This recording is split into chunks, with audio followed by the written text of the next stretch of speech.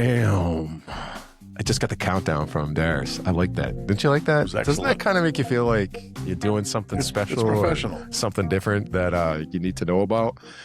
What is going on, Deep? First of all, this is the Hey Coach 224 podcast. You can see up on the screen here. You can follow all of our social media. We're growing. We are actually, getting up to the many hundreds watching our stuff, seeing our stuff. We're hoping to push into the thousands that we get to do this, but that's not why we're doing it. There is no try to get to a profit side of this plan. This is about taking care of our coaches that are giving their time, giving their money. We were just talking about it. We get paid pennies on the hour if you get paid at all. You're usually coming out of your pocket if you really look at the total expense of doing everything, and that's why we do it. It's for the love of the kids, love of the game, love of the community. And today on the podcast, we have someone that he loses money by the minute. He is one of the field hockey coaches at Taunton High School. He is one of the softball coaches of the absolute dynasty over at Taunton High School. He is the voice of the Taunton Tigers. And now people are telling me, of all the people who've come into your studio, this guy doesn't need any help with the microphone because he's the man on the microphone. So nice to hear. Mike Foxx. Good afternoon, everyone. Welcome to have you here. It's a pleasure to be here. Yes. And thank you. Here for a really good reason. And I thought I'd let you do that part of the introduction because we're not here to talk field hockey. We're not here to talk softball. So why are we here? Why do you think that I would want you here? Well, I appreciate that. And again, it's an honor to be here. Essentially, we're here today to talk about the Taunton High School Athletic Hall of Fame. And nice. I have been living in the city of Taunton for over 30 years now. Post-graduation from college, I moved back home and started work at the old Colony. Originally a Brockton boxer. I am a City of the Champions. Yeah. John Snellgrove, if you're going to listen to this, he's one of your boys. I am a proud yeah, you boxer. Should be proud, yeah. And it is my hometown. Great. And I'm proud of it. But I am a tried and true Taunton Tiger now because I've been here for 30 years. Yep. And it is my home. And I'm wildly proud. So before we get into like all the Hall of Fame stuff, yeah. I'd rather get to know a little bit about you. Oh, thank you. As I always say to everybody, that's Hey Coach on the wall. You are a coach. Born and raised in Brockton. Yes, sir. All K through 12 type of thing, or the whole thing. Really? Mother was a native. Nice. A Brockton boxer. East side, west side. Oh, so you know your sides. God, man. We are straight up an Italian family from Campello. So Campello. South side. Nice. Caglianos, Marcianos. Yeah. Now Fox, that's the surname was Lordy back then. Nice. But Santoro, all of those great families from back then. That's nice. That's a proud, actually, what is it? The Italian Kitchen downtown? The Italian Kitchen, Cape Cod Cafe, right down there on South Main. Some awesome Italian leftovers. Still to this day. Parts of everything that does with Brockton. That's great. Was a boxer all the way through? Brockton boxer. Did you play sports? Kind of like that great episode of The Sopranos had the makings of a varsity athlete. That's great. But that's great. I think when it was said and done, that's probably why maybe I got into coaching, because I got a lot of time at the end of a bunch of benches to watch how the good coaches operated.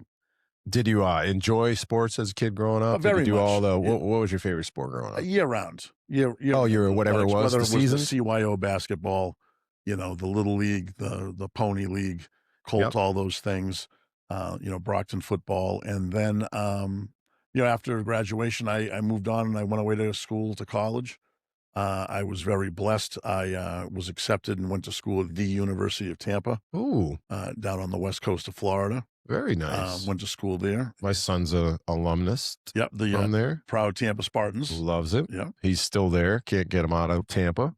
Well, some days I think about that myself, but yeah, was it, now you're there in what, the 80s, 90s? Late 80s and graduated in the early 90s. Right about the same age as me. So yes, sir. A lot different then. It was, but I still have roommates and what I consider family down there. I still get down at least once a year to visit. Oh, wow, that's best awesome. I can. Is that the Pirates? What do they call Gasparilla? Gasparilla is the big pirate event. You know your Tampa lore. Yeah, of course. Absolutely. Yeah. But it's a great community. It's a great school. It's a powerhouse Division II program. Awesome One of my Division two. former classmates, Joe Urso, is a award-winning D2 national champion coach. He's hanging banner after banner at the school. Baseball and down there Baseball, is insane. I know you're yep. talking baseball. Baseball is insane. Gavin played. My son played lacrosse. They're a powerhouse in D2 So lacrosse. they have won national titles in lacrosse. They have won in soccer, even more recently in beach volleyball. So they've got a real nice school and program You down know there. that I said to Gavin when he graduated, and it's true about you, Tampa. You're going to get the most increase in the value of your education in the next 10 years than any other kid that went to school. And I had one go to Quinnipiac, one go to Wentworth. Tampa's exploding. Yes. The buildings they're building. It was when he went, I think you could get like a 75% acceptance rate. Mm-hmm. Now it's like 30. Yeah. It's nuts. I mean, it's obviously it's not an Ivy League school, but no. But for that area, Private school that very and the campus is absolutely beautiful. only a few thousand students. Yeah, right in downtown. Well, now Tampa. it's like 10,000. Well, again, there's a lot of commuters. I guess what I'm talking about the living on. I would say campus. living on campus now they got 5,000 to 6,000. Right, If which you is have it, which is an explosion because I was there, it was 2,000. Yes. Granted, that's 30 years ago, Yeah. but And it's hard. They're right in the city. It's hard to just say I'm going to have land. so what they do is they just keep building up. Buying out They too. just keep building up. You know? They had a bar that was real popular that was in a strip mall. Tampa bought it. Put up a housing. Like they're still buying too. Right. So well, that's cool. That's real nice. So Brockton Boxer, Tampa. Got your? Did you get into education at that point in time? That's I did. how? I have a degree in physical education. Nice. And I came back home. Was living in back in Brockton, and again, just looking at that time, we were in a recession in the '90s, trying to find a job anywhere. And I was very, very fortunate through some contacts and growing up in that area. I went home and started working part-time at the Old Colony YMCA. And anyone that knows Brockton, it's called the Downtown Y. That's true. I started there, did a year or two there, and got an opportunity to meet and interview with the professional staff down at the Taunton branch. Was hired there in actually, I guess the anniversary is right around now, January of '93. Nice. And I moved to Taunton right away. Took that job and was at the Y for almost 20 years. Yeah, I had a couple. Actually, I was talking with Scott Castle, and he mentioned, I don't think you saw as much of Mike at the Y because you didn't go back as much when he was there. Sure. He goes, but he was right after Jay and all those guys. Was Mike running the show down there? So and it's a very proud part of my past. I love the wear Y. the heart.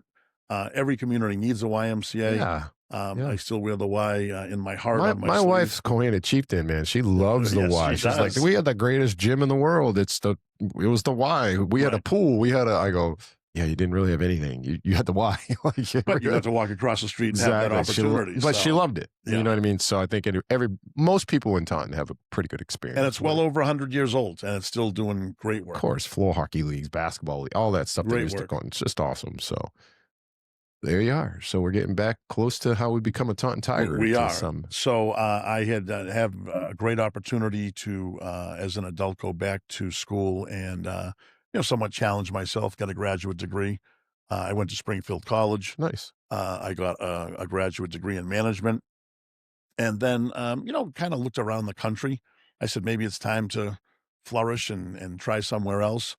Applied for some jobs here, there, everywhere.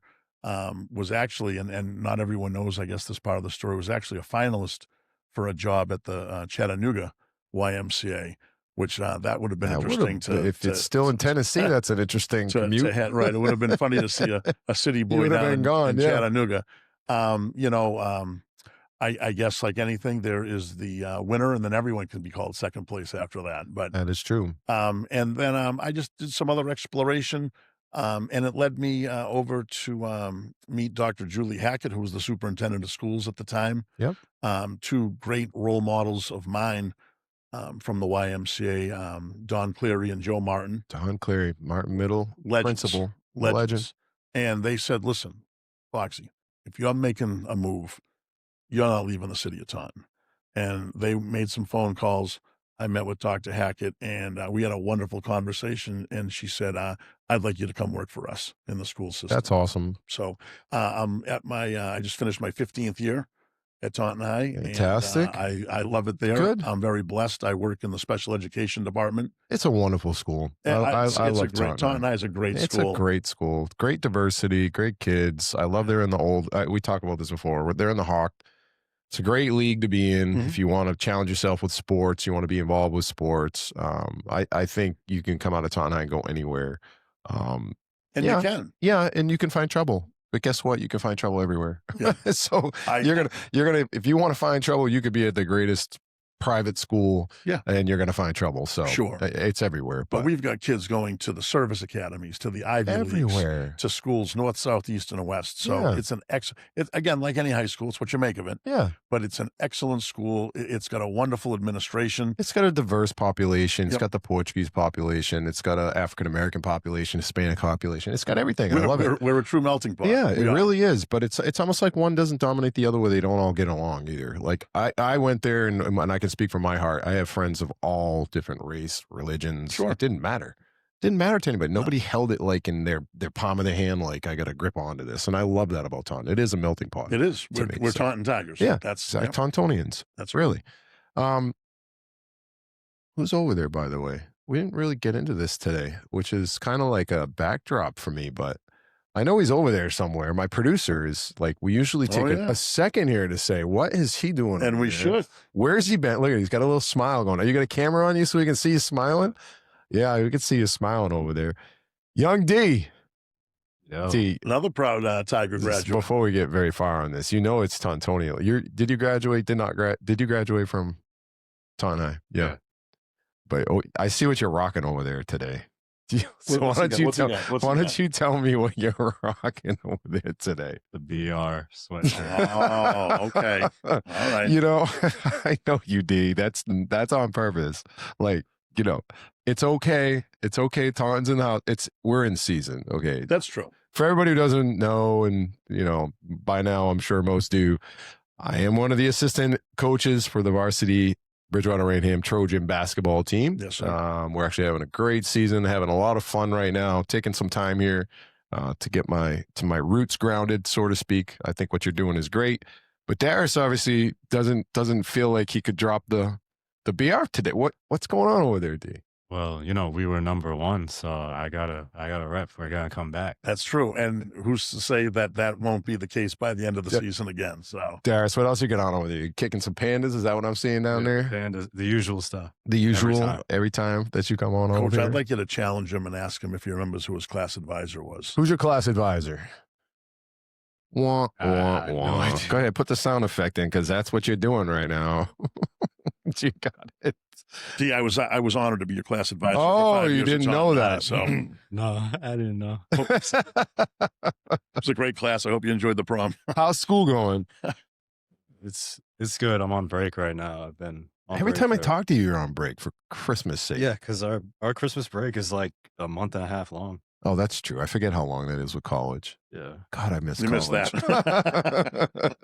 Just don't have to do anything for a good month and a half. I love that part of it. Do anything fun over the break, D? Stuff that I don't want to mention on here, but yeah. Anything else going on in the land of Darius that we should know about? Really, just working and, you know, just relaxing now that I'm on break. That's cool. What are you running you slinging pizzas in the car? What are you doing? Got that going on too still? Delivery driving. For who's that? Give a shout out to your people. A1 Pizza. Shout out A1. There you go. All right. I like it. Yeah, so that's it's always interesting what you're gonna get out of D. Yep. When I saw him come in with the BR sweatshirt on today, I'm like, oh, he's a little aggressive today for himself. As you can tell when he gets on the camera, he's pretty laid back most of the time. I guess he remembers where the bills are paid. So. Yeah, exactly. His father would come in here with Taunton High gear on. He still loves Taunton High. But let's talk now about why we're here today. Yes, sir. I'm kind of really excited. I did want to get to know you a little bit more, Mike. But I think a lot of people, you know, the voice of Taunton High sports. that booming voice over the basketball games or the softball games. Let's talk about that for one second. That big baritone. Yeah, exactly. How did we get about behind the mic? It was just an opportunity, if anything. But like most opportunities, you never know when they're going to come. So I was fortunate enough, again, going back to my roots at the University of Tampa, I was doing a lot of work study. And because being a physical education major, I spent most of my time in the field house doing work in the athletic department. So that led me to initially scoring the games, basketball, men's and women's team. And then what happens is someone calls out sick. That's the PA announcer. And, you're the 20-year-old junior. And they say, hey, kids, you want to give that a try? And you get on the microphone and you do it. And hopefully you have a little bit of success with it. And, next thing you know, you're doing it up at the high school, which is great. I mean, I was very blessed. I'm on my second athletic director now at Taunton High, Raphael Dowdy, 2 years now on the job. Yep. But my previous boss, for the last 15 years, Mark Otto Vianelli, and Otto for short, as everyone knows. Yep. And he's done as much for me as anyone in my career, because he just gave me the opportunities to get it into athletics. That's what you need. And I appreciate that. I'll never forget that. You do. You need an opportunity, and then guess what you got to do with the opportunity? You got to make it to make the most of it. You've got to show up. And there were some great people that have announced for Taunton High. I'm going to talk about a Tom Hoy Sr. I know Tom. That was the voice of football forever. Yeah. God rest his soul, Mr. Bob McCabe. Yeah. Who did basketball forever. Yep. And as they retired, I remembered Ballard. We had an announcer for Taunton High football. Was it Ballard? It's a big guy. Okay. He was really good too, though. You always remember your announcers, right, like when you're a player. You know what I mean? It's funny. They make it fun. I know I've got the big baritone. Yeah. I'm certainly not shy about using it. But it's also an honor, and you can understand as a sports fan, I've got the best seat in the house. You do.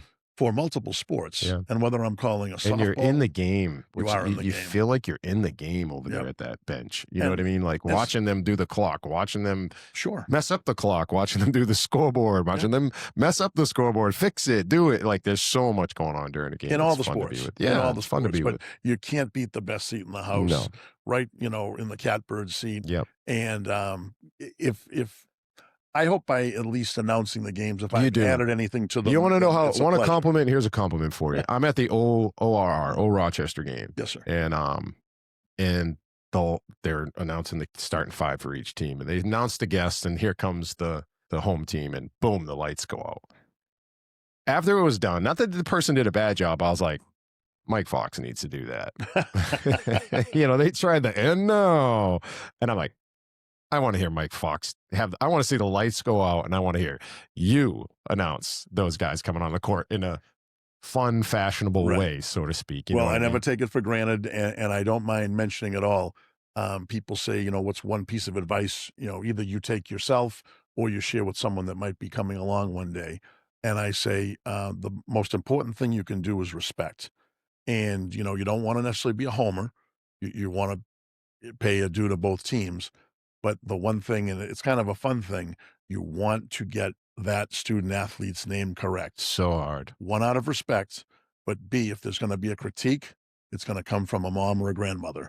So you better make sure. You don't want one of those coming down. And they will come tap you on the shoulder. Knocking on your door. They will come visit you before the half. What was your most favorite announced game and most favorite announced particular event? But I mean, I'll say this: at the action thing. We have been very, very blessed at Taunton High, either with our sports having success, but also, again, Taunton High is a facility. The Rabowen Fieldhouse, the football stadium. That's right. I forget that. And we've hosted MIA tournament games for decades.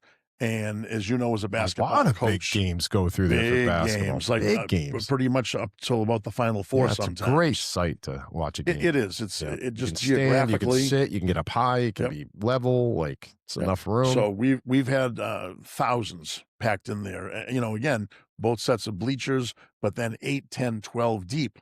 On either end line. What is it? Come on, there's something in their brain that sticks out more than others. It happens to everybody. What one call did you just go, or play did you see and just went, oh my God, how'd that just happen? I wish I could remember one particular moment. There's just so many great ones over the years, but Whether it's a 3-point, I mean, there was one particular game, Here it comes. regular season, Tigers playing Franklin Panthers, a heated rival. Of course. And it just went back and forth and back and forth. It ended up being a triple overtime game.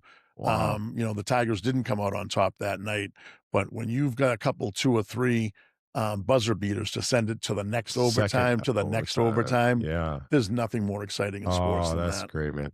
Them damn Franklin Panthers, CJ Neely. I had him in here. Yeah, they're a good team. Hey, Yeah. gotta love a good competitor. You know what I mean? And it's funny. One of the things that I think has been incredible for Taunton High athletics in itself is about 14 years ago at the disbandment of the old Colony League. And again, schools have to scramble to get in the league. Is there a South Coast BR league? still is scrambling. Is there a Big Three? Otto did so many incredible things. Did a great job. Getting the Tigers into the Hockomock League, I will certainly sit there one day on his Hall of Fame induction. His number one thing contribution as a Taunton High alumnus that he did was get them into the Hawk League. Absolutely. Derek, as you know, you're the most south team. Yep. And Franklin's the most north, the furthest north. Milford's the furthest north, but they're a small team, so I don't always think of them the same way. But yeah, so being the furthest south team, oof, my good Lord. I mean, that's such a blessing. You're on the 495 strip. Sure. You know what I mean? So but you're also on the 24 strip. Yeah. So like you got real lucky being that. We took a little lump, again, we had back then we were probably at about 20 varsity sports. Currently believe we're at 24. And we took some lumps, but you know what? Within a couple of years, we figured it out. Yeah. Again, you get the right coaching staffs, you get the right kids, the right recruitment, and everybody goes to work. Yeah. And again, like you said, the challenges are there, whether it's a Mansfield, a Franklin, but they so good. challenged us to raise our and even level. the OAs that are the smaller schools are tough. Canton's tough. Yes. Like it's fun to play good competition. I have to find them. How about the Sharon Eagles in tennis? Yeah. Perennial state champs year in and year out. And then, you sit back and you think you're going to do okay in golf and you're not. Like you're going to get your butt handed to you. And I picked on golf because it's not your 4 mainstream sports. So you got all the other sports you're doing. You got to be good at those as well too. Right. So, but I'm always happy as an alumni to see that Taunton High's rising to the occasion. Yeah. And in some points kicking ass because they are. That's great. We're very blessed that we've had a great string and run of success. And so success is why we're here. It is, isn't it though? Yes. So brainchild, it comes down like many schools and traditions. Yes. It's a very proud athletic program, and it should be. And I know as an alum yourself, you're proud of your background and heritage and place in it. Very much so. Actually, I know that your producer's busy behind the screen, but one thing, D, if I can use that camera there, that we can always find. Yeah, we can always find. Yeah, you can give it someone to me. I'll from. Hey Darius, can you see my pretty mug over here? He's pulling up my high school. God, I had a lot of hair back then. My high school senior yearbook picture. So yeah. But again, you can just even pull that up and take a peek and see. You played 3 varsity sports, and it was important to you to play year round. You know, and your teams did have some successes, and there's still fond memories of you. People are nostalgic about. Oh, you're talking about me? Everyone. Oh God, I enjoyed sports. Has given me more than I have given to sports. Fair. And I'm a coach, so I look at it like sports has always been a part of my life. Yes, I played football, hockey, baseball when I was at Taunton High. I played until my junior year baseball, but I absolutely had the best coaches. I absolutely had the best time doing it. One team I was very successful. One team we weren't very good at all. Mm-hmm. You know what I mean? But overall, I can only look back at Taunton High sports like how great it is. Right. So when I heard that you had come about an idea, finally, for someone to take the reins, the responsibility, the workload, the fun part of it, the aggravations that are going to come with it, put his name on the back of it, not be from Taunton originally, but everybody was so glad it was you that came up with the inaugural class for a Hall of Fame that we can have there for it. It is. This is going to be this coming January our second group going in, but last year in 2024 we had our first Switch Hall of that Fame slide class. D to the next one. We had our first Hall of Fame class, and it has been a journey, to say the very least, but it's been such an enjoyable one. Yeah, you had a great looking class last year. I know a lot of those Well, people. I'm going to so. tell you what, we're so proud of that class. Yeah. And that doesn't Before mean, we get to that class, though, please. like what your brainchild how did you get it done? What's some of the steps you had to take to get this done? It's not an easy process. I know with Taunton. It wasn't. It took a couple of years. Yep. It took a couple of years. I don't mind saying it started like most sports does, just banter and conversation.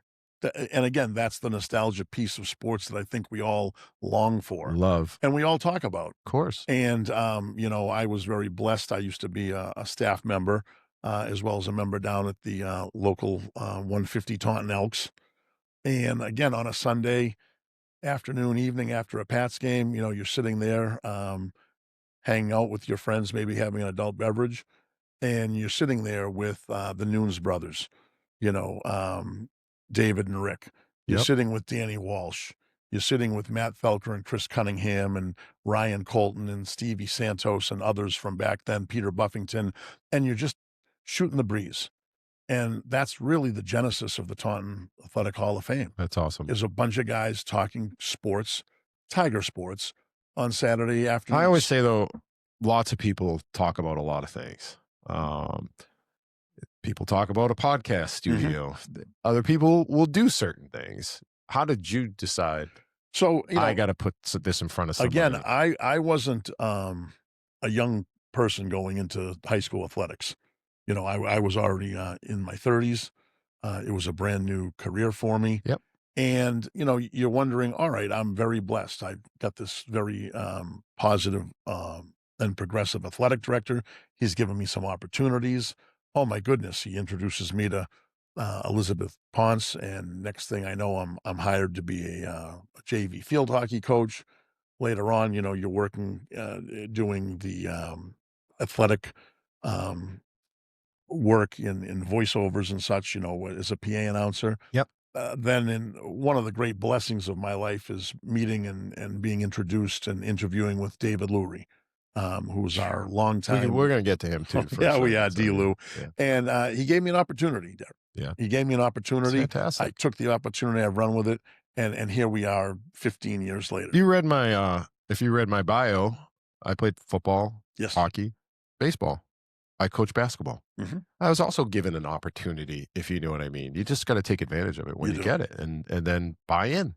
You know what I mean? Like there's plenty enough to learn how to be a coach of all those things. Right. And take advantage of the opportunity. That's all you have to do. And again, we're talking about the Hall of Fame, but I have to say, as an adult coach at a high school D1 level, if you had asked maybe 19-year-old Mike Foxx, do you think one day you'll be coaching field hockey and softball? I would have said absolutely not. And it's been one of the great blessings of my life. Fantastic. I do not take it for granted. So you get everybody in line. We do. So, some people, it took a couple of years. I can't, there's some administrative steps.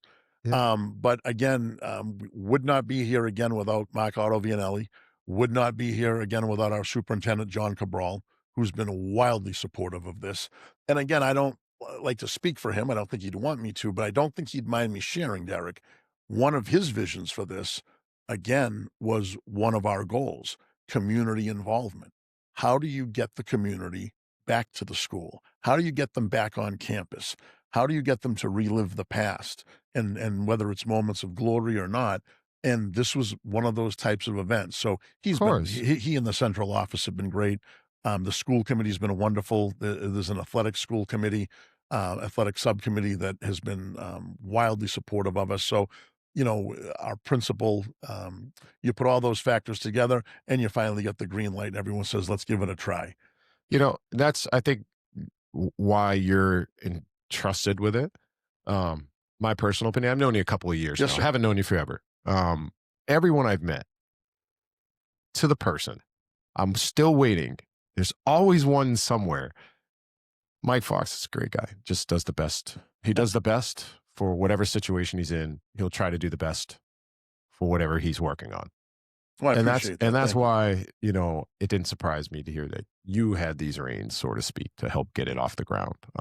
Like everything else, you might not need to be there 10 years from now to make sure that the next class goes in, but Right. to get it off the ground is a hard thing. And kudos to you and compliments to you Thank for you. for helping us, the alumni of Taunton High, be remembered to come back to the school, like you said, and to make some things meaningful for I know we're going to what discuss happened in that, the but past. it has been one of the pleasures of my professional career. Yeah. Because again, you're taking something that's important to you, but also again to the alumni and to the community, and you're bringing them back together. You're honoring people, whether it was players, teams, coaches. We have some other categories also, but you're saying, So hey, who's we? so when I say we, interesting question, we do have an 11-person committee. Fantastic. To be very, very fair, most of them have asked to remain anonymous. That's fine. And I think out of respect, they've asked that because some of them are teachers, Of course, yeah. some are coaches, some of them are community members. It's tough. You It get it is- right. it is Listen, tough. I've had people sit in your seat and I ask for a top 5 list of players that played for him. They can't do it. Yeah. You know what I mean? Like, because there's the 6th player that could have been the 5th player that Sure. might be offended, and they don't want to do that. They and don't. I get that, and it's hard, especially if you're still coaching. You know what I mean? But Yeah. and that's why if you were sitting here as a coach, I'd only ask you the players of the past, and I think that's a little bit easier to do. Mhm. You know what I mean? Because if you really messed up, you can make up for it a couple years down the road if you've really found like everybody was an And uproar again, to be about fair, something too. It's also subjective. Of course. Says who? Says who's exactly the best of the but all that's time. but that's at least there's an 11-person committee that's Right. decided on And the they work 10 hard. 10 They work year round on this. yeah and they're, I think they're that's very great. proud of it also. But I'll say, and it's a little bit in jest, one of their reasons for the anonymity is they go to church on Sundays. They go grocery shopping. They go out to Yeah. the pub. And I think they're worried about maybe some oversharing from people about course. things. That doesn't bother me. Course. I'm a Brockton kid. I'm from Campello. yeah You can come at me a little yeah bit. yeah, You know, yeah. And I'll be fair, they have. That's good. But I'm okay with that. That's the fun part about it though too. I'd love it if somebody kept asking me. I'd be like, yeah, you never know. You Right. know, like it's just one of those things, right? But like I said, we formed the committee. We went through. We did a lot of research. We did a lot of studying, and I spent years going to other Hall of Fames. I have been to the Mike Redding and the Mansfield Hall of Fame ceremony. Until they closed up shop. I probably went. I got to think. Otto and I went to at least 5 or 6 Coyle Cassidy's. I've gone to Milford Highs a couple times. Nice. I've gone back home to Brockton High to watch their ceremony. So there was a lot of research done to see how everyone else did it. And we took the best of all the ideas to make ours. I didn't make the first one, but my mother did. And my mother certainly came to tell me what a wonderful night she had. And no surprise, and we'll get to it too. But David Arrieta is my first. He's your first inductee. He's my first cousin. Okay. So he's one of the reasons why I played football. Mhm. So it's a fun family event. Is Right. what ended up being that dinner that was held and the Yeah. induction for the people that went in, and I know how important it was to David, and you know what I mean. Like I haven't seen him in a tie in a long time, if you know what I mean. And Yep. to get up and speak, his whole family was like, "This is going to be interesting." And It was. And he did an excellent and he did an excellent he hit it out job. of the park, Everybody right. said that. Everybody was just like, David crushed it. Did a Right. great job for himself up there, and had the black shirt on, the orange tie. He did. He was. It still stands out to He me. was in. He was in, and I loved that. And I he was. loved that. And again, that's the flip great flip thing. the page one more time there. You know, The next one. 'Cause- Taunton High is over 175 years old now. yeah. as So a this school. is David. There This he is is. this There's is that Pid. black shirt, orange tie, Pid. Yeah, he goes by Pid. Yeah, he's my first cousin. My mother's in Arrieta. She was there. And again, Derek, you look at those statistics. Well, first of all, here's the best news. Someone nominated him. yeah. That has to happen. Yeah. That's a big part of the process. Someone's gonna. We don't just throw darts at the wall Yeah. and hope we hit a name. We have the applications, whether it's athlete, team, coach, administrator. We also added a vintage category for people from the way back because we want to Yep. make sure we honor respectfully them. Most also. Hall of Fames have that. Like they have the first whoever's going in, and then currents, they yeah. have the what do they like baseball? What do they call that when they do it? The classics. The classics. Yeah. And again, so great. Yeah, I mean, for David, look at he was nominated. What surprised me that I didn't know, and I was at that game. I was 10 years old. When they won the Super Bowl, that is. This is Taunton High football. This is David Arrieta, and up here it says football, the class of 1981. He actually was the season of 1980, though. Remember, football is a fall sport. That's right. So that thing that threw me off, they were Division II. I thought they were Division I, which they were too back then. It threw me off that they were Division II, but it also threw me off that he was the Boston Globe Player of the Year. That's and again, that's one thing that's tough. Again, when you're looking at criteria, and the committee takes very due respect with that. Yeah. I think if you were a varsity athlete, whether you got off the bench or not, it's still a great honor. Yeah. But when you have a Hall of Fame, you want to make sure you're doing your due diligence to get it right, because there is a difference between a Hall of Fame and then maybe a hallway of very good. Yeah. And there is a distinct difference. Well, you look at Pitt's statistics. Yeah. He was the best there player was something up in here. the state. He had 13 interceptions. That's the crazy statistic that jumps out at everybody. That's insane. Right. I was a safety. I don't know if I had 8 or 9. I knew I had a lot. Right. Like he had 13. That's insane. That's great. And that was one season. That was in one season, by the way. One season. That wasn't career. That's more than one a game. Right. I mean, that's insane. And he was an all-purpose threat, punt returns, kickoff returns. And that's on a team of very talented athletes. Kenny Gomes at the quarterback, Carl Fisher at the tailback. Matoza was on that team as well, too. Steve Murphy, other running back. Murphy was a center. Munier was another running back on that team. Munier, everybody says, is one of the best athletes on the field all the time. In multiple sports. So I look at that team and I'm like, yeah, they were loaded. They were at that point in time. They were. They went 11-0. They ran the table undefeated. But he was the undisputed kind of alpha dog of that crew. Yes, he was.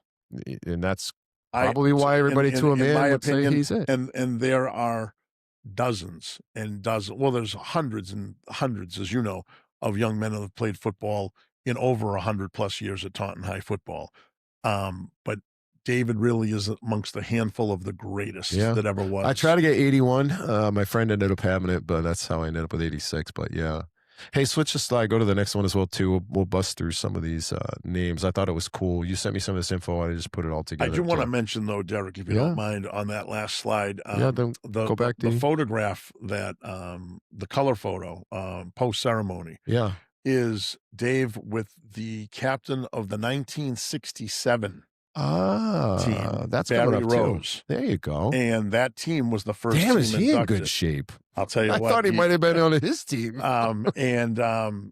You know, we can get to Mr. Rose when we talk about the 67 team. Yeah, definitely. But I love that they're together. Yeah. I did not know who that was. It was a great moment to see that. And again, Mr. Cabral's vision, Otto's vision, hopefully my vision, we're taking different eras and we're bringing them back home to the high school. We're bringing them back on campus to meet one another or reconnect with one another. Yeah. And that's great stuff. Yeah, and of course, Pitt, I always say this too, the youngest brother. That's always a good sign that you're probably going to be a tough kid in Taunton if you're the youngest. He was youngest of 4 brothers, youngest of 5 overall. And his oldest brother is my godfather. His oldest and only sister is my godmother on that. So yeah, Pitt's a good dude. Very happy for him.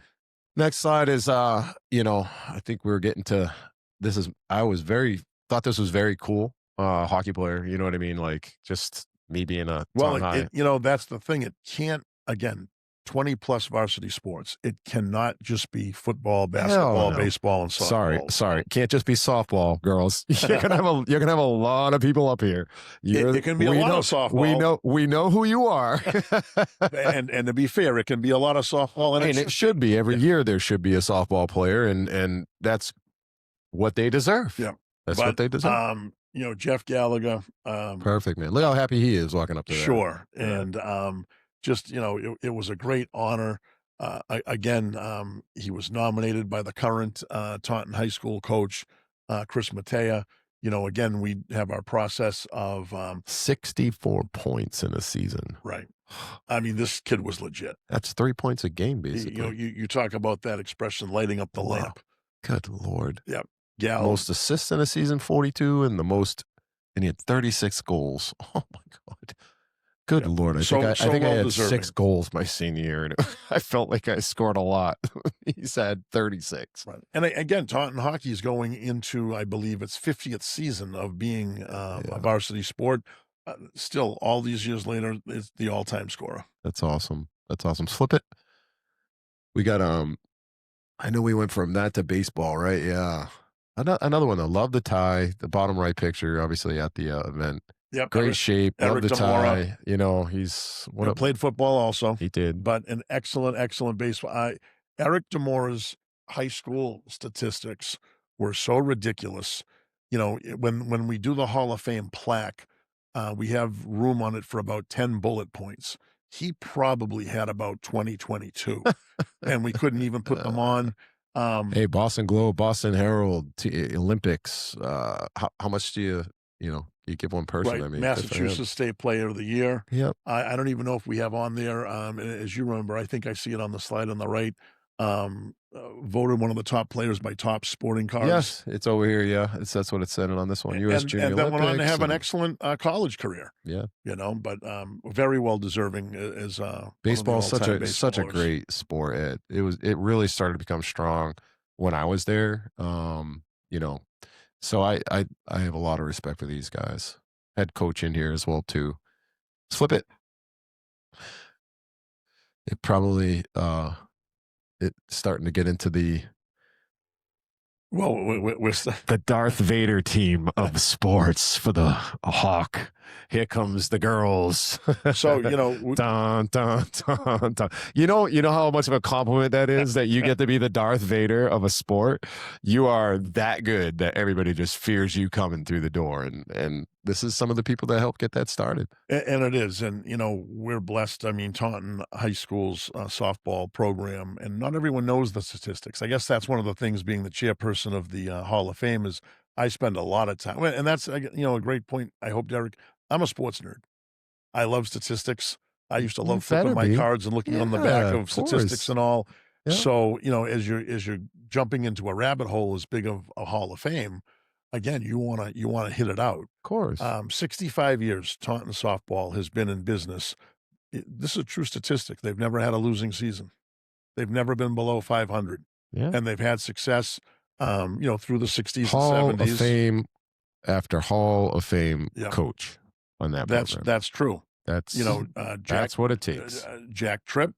Pass the torch. And then to David Lurie. Pass the torch. Sherry Consalvi. Pass the torch. Michelle Raposo. And they're all taking the responsibility of it. That's the hard part. Some people don't take that. We've talked before, and we've talked off mic. There's some coaches that just have the season in mind, and they don't think outside the season. This girls softball program for Taunton is insane. There's a 20-something team rec in-town team, and there's multiple very strong AAU, I don't know what they call them, travel softball girl teams. The Tornadoes. I don't know if that's Tornadoes, the right Dynamites, all of those. That's awesome. That's I'm holding the reins. I'm convinced that any single night, probably from April through Halloween, I know it's a ridiculous statistic, there's probably about 300 to 500 girls playing almost any night. It's awesome. At all the different levels. And what wouldn't, as a parent, why wouldn't you want to have your kid doing that? Right. Good kids, good coaches, good time. You know what I mean? Like how else to spend a summer, spring or summer in Taunton than, getting with your friends and getting to a field. So now you're talking and kicking about some butt. A program that's just not only done so well and had success, but when you're doing an inaugural class, you really want the best of the best. And, the committee had a lot of, why don't we say, passionate discussions. How do you put in the number one all-time softball player? And who's to say there's a number one all-time? So it was not difficult at all to take two for year number one. Yep. Caitlin Millette, Aaron Wade, and just so wildly well-deserved. Some of the nutty things up here, Division I state champion, 2002 and 3, dominated the 2003 awards circuit, Boston Globe Player of the Year, Brockton Enterprise Player of the Year, and most notably, this one shook me. Yes. Gatorade Player of the Year. That's correct. Because back in the day, if you were the Gatorade Player of the Year, you chose where you wanted to go to school and whatever sport you were doing. Yes. You were the person in the country. That's like the top 100. When everybody was talking about that, it was the Gatorade top 100 Right. we were talking about. So for her to be that type of person, And she deserved it, and she's got it on her mantle. look at that expression on that bottom left picture. She is coming with the heat right there. Like, you gotta love it though. And Caitlin's one And of good the for her. all-timers. Pretty girl, and up top with her coach Lowry, right? That's who she's with there too. With her head coach.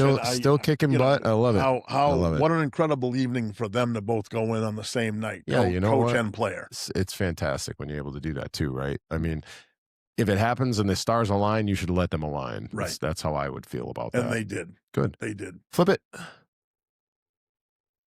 Now, this is something where my sister played. Okay. She's a Taunton High Tiger. Yes. Basketball player, field hockey player. My wife's a Taunton High former field hockey player, softball player. She was psyched to see when this happened. Yes. And my sister was also at the event as well too, I believe. But I was looking at this like, holy moly, good for her. Looking at some of these stats and stuff like that she was able to do. So scoring leader, 1997, 90, 99. I do feel old. You got to feel a little old. All these Hall of Fame inaugural class people are younger than me. Well, we'll say us. How to be fair. Us. Yeah, us. But deservingly so. So I don't know much about her. What led you to have her be your first inaugural one? One of the most important things, she was nominated.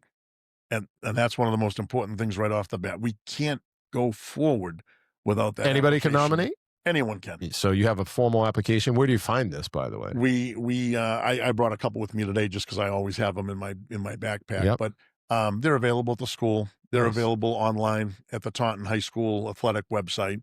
And, whether people wanted to fill them out online and submit them, whether they wanted to take them home and write them out and drop them back off at the school or mail them in.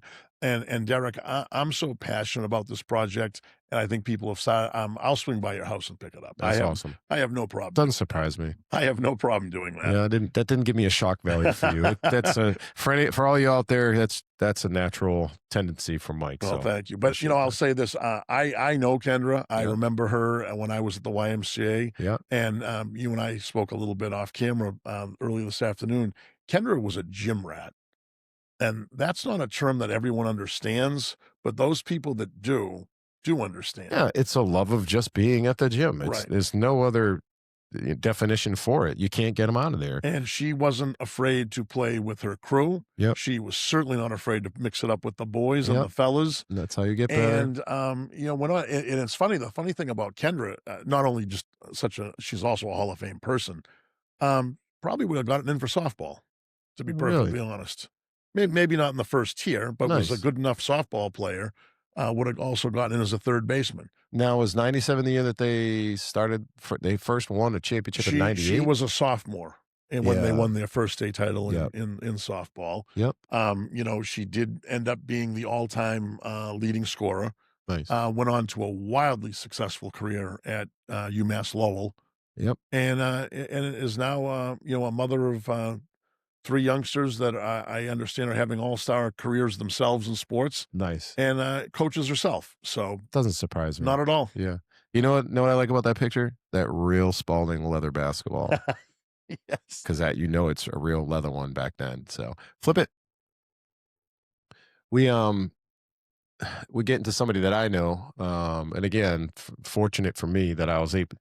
Scotty Mitchell is who we're looking at here. For those who are listening only, we got to remember that we're getting a nice little Spotify bump for us as well too. But Scotty Mitchell was an amazing athlete.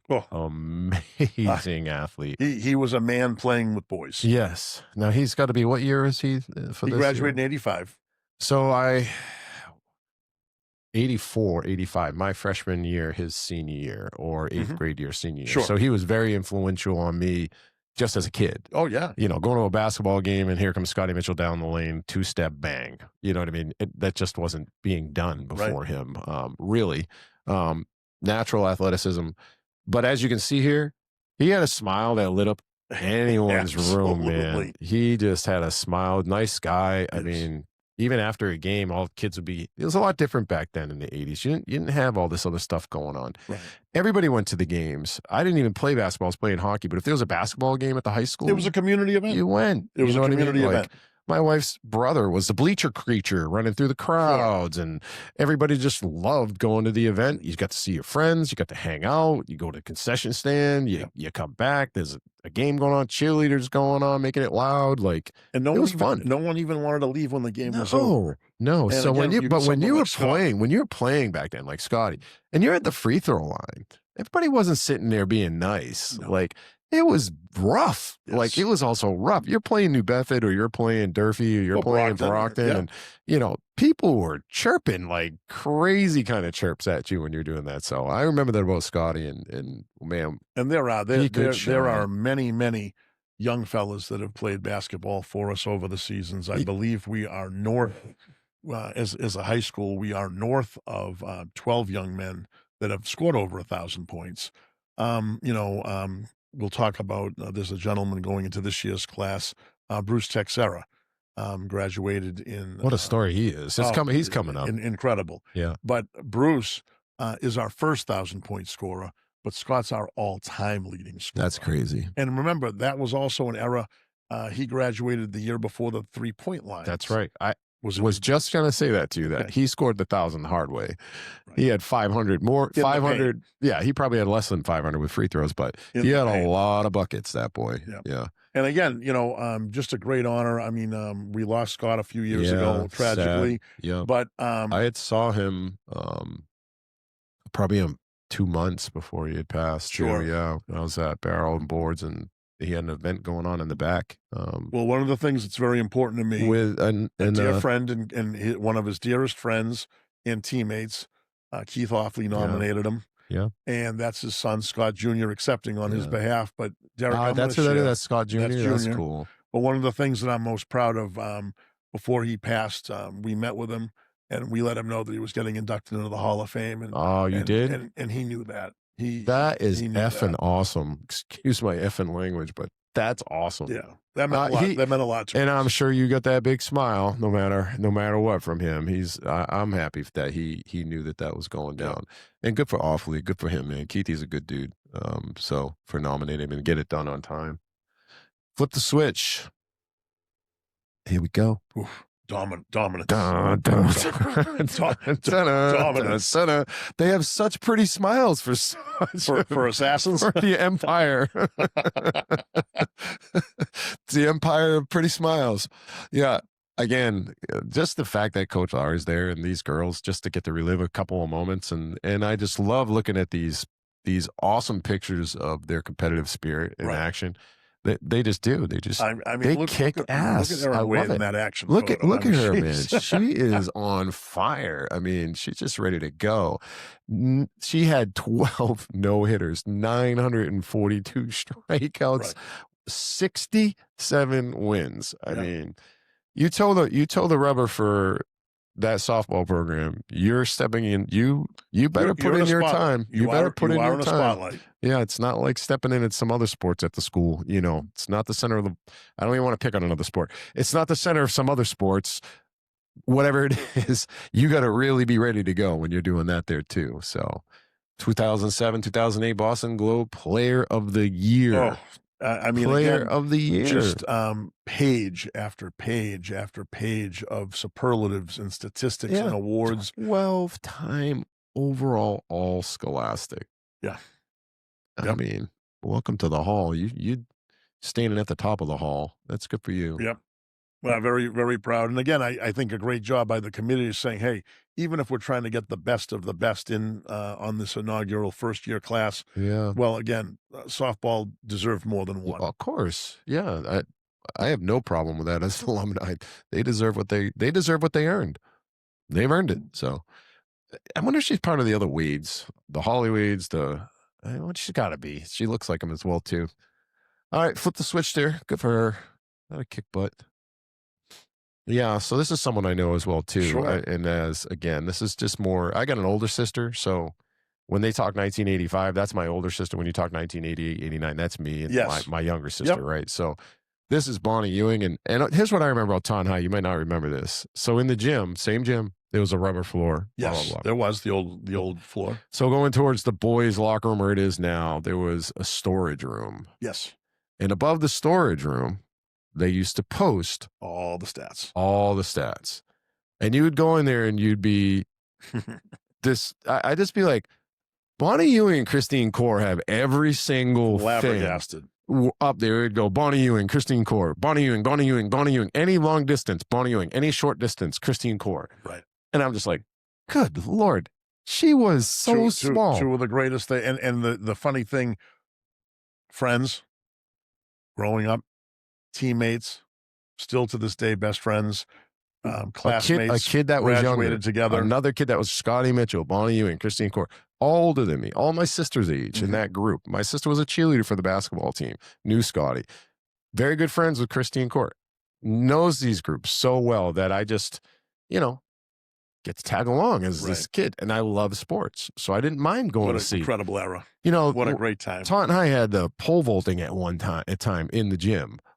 Track was huge indoors for a long time because we were one of the predominant gyms to be able to offer it. So watching her run, because I remember all I remember was petite, small, tiny thing. Yes. With an engine that would not quit. Her kick was insane. Her kick was like, she'd kick her butt every time she would run. Like, that's how high her knees and legs were going when she was going. Everybody else was kind of hobbling along like somebody shot them. And she's still kicking like, 5,000. Still did. Went on to have a collegiate Hall of Fame career. Yeah. Still works in the industry today as a very successful coach. Nice. Herself. And one of my favorite things about Bonnie's induction in that photo, that's her head coach, Barry Morse. Yeah. Barry Morse came out to make sure that he was there to give that to her. What a great night. Again, the communal opportunity of a coach and a player. Now, where was the dinner? Upstairs? So what we decided to do, and it was very important to us, and again, proud community, there are great function halls, there's great areas, but again, we've put, when I say we, the community, but the Taunton Public Schools has put so much time and effort and resources into the school, into upgrades, into construction, and we wanted the Hall of Fame to be there. We have a Hall of Fame hallway down on the first floor of the field house where all the awards and the plaques are located so people can go ahead and walk through. Again, think of today's student athlete that walks by that multiple times a day, sees the legends of the past. That's and awesome. Again, as a coach or a teacher, you say, hey, do you got what it takes? Yeah, do you want to put in the work and maybe you think you're get good? yourself Do you up think you're there good? one day? Go read that plaque again because you're not that good. Player of the year. We did decide to do the ceremony on campus. Again, and I know Mr. Alves would know, even the cafeteria, it's so 21st century. It's like a college cafeteria. What they've done in the gym there with the hardwood floors. What beautiful. What the outside with the tall banners outside the field house that have been painted on. There's that big Tiger Orchestra mural that's on the building now. That building looks great. Right. That campus looks as you great. bring those up, Derek, also just a compliment and shout out to our artist, Matt Bork, our in-house artist. Is that who does that? Yeah, he does all of that. Shout out to Matt Bork. Incredible. Good Lord, that's amazing. Right. A de facto member of the committee of the Hall of Fame. Way back in the woods, I'll walk my dogs once in a while, and you can still see that so vibrant coming up on you. I'm like, this place looks amazing. New baseball field, new softball field, new football field. Right. Just Matty Bork. If you're going to keep a school, man. Right. And also, it's made of brick, which is nice. Yes. Honestly, it's got that great old-fashioned look. It really does. Right. It does. Better than some of the other older schools. Also comment his cousin Phil, who he works in tandem with sometimes. They do the murals. Please keep up the good work. Together. It means a lot to a lot of people. And they also work on, as you showed at the beginning, you showed a copy of our brochure. We could take a snapshot of the Hall of Fame candidate. We could take a photograph of them in their high school. What Matt does is the committee, we try to choose the photo that best emulates them from that era. Matt takes it home and he makes it personal as an artist and he draws them out. Nice. And then that's what they're presented. Their Hall of Fame plaque is saw that. Caricature of them with their stats. Yeah, and you can see that with her plaque in her hands first, the picture that she had down there as well. Incredible artist. He does great work for us. Fantastic. Flip it. I think here's where we probably get to a coach and then a player. Yeah, so this is amazing. What a What a legend this guy is, man. He absolutely is my and mentor, my I had friends. the girls softball team here, and everybody to a person, yourself included, talking about this gentleman. I've never even shook his hand before. I mean, I want to shake his hand because everybody can't say enough about him. No. And the positive, influential, Yes. Leader, but not a leader. Everybody would say too, not a leader with the whip more than he was just a great encourager. How to bring out the best of people. He wasn't negative. Yeah. I almost speaking in past tense. Yeah. But when he was coaching at Taunton High, then right. that's and 20 seasons, 20 seasons coaching there as the head coach. 20 the staff. And again, I also want to pay homage to Jack Tripp. Because in my opinion, he's coming up too. So we'll get there. Jack was pretty much the pioneer. Yeah. And he had 15 great years himself. But you were talking earlier about passing a torch. He passed it over to this gentleman who took it to a different level. Yeah. Bill Parcells came before Bill Belichick. So it's, that happes. It doesn't mean they aren't both great coaches. But one of the greatest coaches of all time, both in season, out of season. It has been one of the great joys of my life to meet him, to befriend him, to learn from him. Well, the thing that always stuck out to me with him was he won in 2003, 2002, 2003, 2007, and then took 11 years for him to get his next one. Right. To me, that says a tremendous amount about him as a coach. To be able to have, I don't want to say early success, but it had to be earlier in his career, those first ones, and then go without. Right. You know what I mean? But then somehow to get it all back again. And then from there, as we all know, 2019, 2020, whatever COVID year messed him up, it's 21, 22, 23, he had that foundation strong. It has taken over. And the next two coaches have done an incredible job after him. Our current head coach, Michelle Raposo, not only, and here's one of the great things about her, she played for Coach Lou. Yeah, of course. I mean, and she coached. And he wants to see her succeed. He does. Of course. And he's in every game that he can be and such. He would want everybody to succeed though, too, I'm sure. Michelle just wrapped up her third season as the varsity coach. And, granted, right before her, preceding her, Coach Kerry Consalvi, incredible coach, won back-to-back titles. And again, Consalvi is taking over from Lurie. That's not an easy task at all. And she did an incredible job. Left us to go work in the NCAA. She went over to Bridgewater State, right? She did. But then Michelle, she probably had to take a step down in talent. I don't know about that, but Michelle came in and that's true, right, D? It's true. She went to BSU and she's like, God, dog, I just need my Taunton High girls over here and we'd probably win. Right. Not that they were bad over there. I don't know their record. I'm just laughing. People talk about Michelle, but in 3 seasons, and she's won 3 Hawk titles, she's won 3 state titles. Her record's 74-1 after 3 years. Kiss your pitcher on the way out the door because it's got to have somebody whirling it. And I know who was pitching for them at that time as well, too. But I get what you're saying. The foundation is so deep in this program that they deserve all the accolades they get. I don't have no problem with it. But we're flipping the switch again one more time because I thought this was fun for me. I'm glad the first team for me that came through here was a football team. I know Taunton's got a long history of football, and I've always said, I have to say it again. I don't know. I feel like I know I'm not repeating myself today. Be the best team in the state every year if Coyle was never here. Some other towns have to deal with that too. Man, did we have to deal with that though? Right. Taunton High had to deal with. If you're in 1967, we had this kind of 9-0 football team. And Coyle was across the street still. They were. Some kids had to go to Coyle no matter what. That's right. You had a real good football team. And this back then, and it was through the years, this was cousin versus cousin. It was neighbor versus neighbor. And when they ended up playing that Thanksgiving Day game. 12-6, right? That's what I read up there. You can't do better than that. No. But that really was the de facto state championship game. Because the winner of that was going to be the champ. Yeah. Right. Yeah. But one of my favorite things about the Hall of Fame and this team in particular, and again, like I said, I've been living now in Taunton for the better part of 3 decades. And I go out socially myself, the restaurants and here and there. And probably any weekend, you could be at the PACC, you could be at the Elks, the Ward 5. Someone's going to bring Shout out Italian Club. Yes, sir, most definitely. Someone's going to bring up the 80 football team.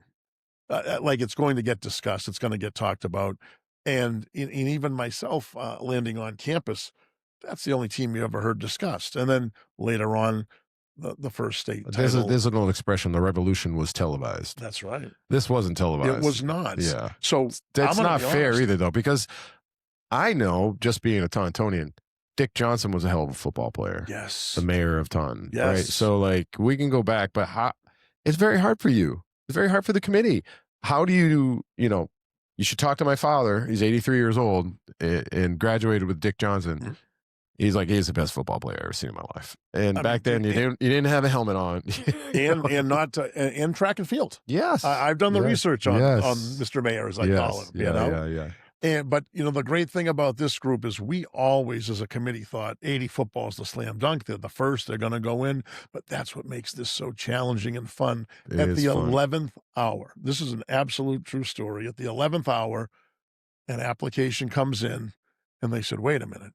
Your statistics, your information's wrong." I'm like, "What are you talking about? Everyone, we still celebrate the 1980 team." They go, "What about that 67 team?" And like everyone kind of put the brakes, did a double and a triple pump. What are you talking about? Well, the next thing you know, the application comes in, and the next thing, yours truly finds himself over at the Taunton Public Library, the microfiche champion that I am now. Researched every single game for them that season. I mean, it's right there in the statistics. Yeah, you can tell what they did. Coach George Heeman, it was his 3rd season. He came in, he had an incredible Jimmy Boyle was a captain, Joe Hamilton, Barry Rose, 9-0 undefeated season. The final game of the year held on the muddy and rain-soaked Hopewell Park field. Found the Tigers defeating the crosstown rivals Coyle Cassidy Warriors 12-6. Yeah. And people still remember that game. And again, and you know what's funny is I remember the city championship. That was so important. It isn't. It's still so important. There's a bunch of T-shirts in storage today that say the city championship. Yeah. But again, Coach Russ Hunt from Coyle, longtime softball coach, member of that team. Yep. Mr. Nato, Edwin Nato, member of that team. Yep. Mark LaChance. And here's the funny thing. I've known all these gentlemen, Derek, for years and years. They never talked about it. I love Different generation. They never discussed it. And it wasn't that they weren't proud of it. So after we get the nominations in, we start saying, well, wait a minute. 1980 is going to have to wait a turn because we got a group right here. They should. They had about chronologically, it makes sense. About 30 boys, 30 young men on the team, as well as Coach Heeman and his staff. Some of them, understandably, have passed on, since then. But look at the group that was there, and I'm going to tell you to a man, there wasn't a dry eye left in that. Look at that group cafeteria. Look at them over here. I think they were ready to get some reps that night. To be perfectly honest with you, it's good to see that though too, that they're giving back. And then how about this? Many of them I had never met to that night.